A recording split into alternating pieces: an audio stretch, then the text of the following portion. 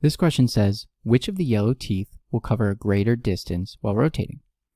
Is it the tooth in gear A, the smaller gear, the tooth in gear B, the larger gear, or if they cover an equal distance, then mark C.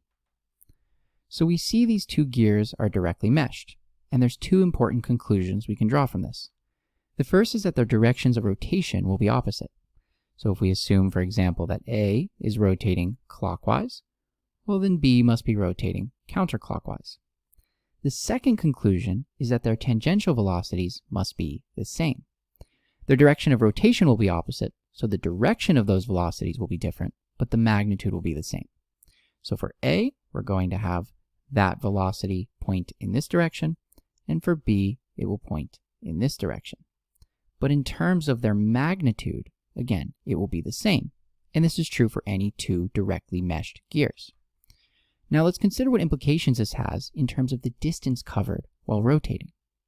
Well, the distance, or S, is equal to the velocity times time. So the faster you're traveling and the longer you travel, the larger the distance will be covered.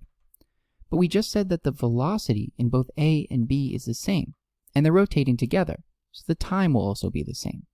So therefore, the distance covered by both A and B will be the same.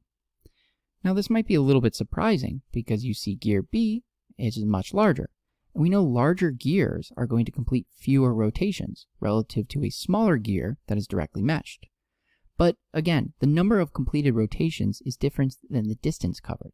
The same distance traveled by both teeth will convert to different numbers of total rotation, but the distance is the same nonetheless.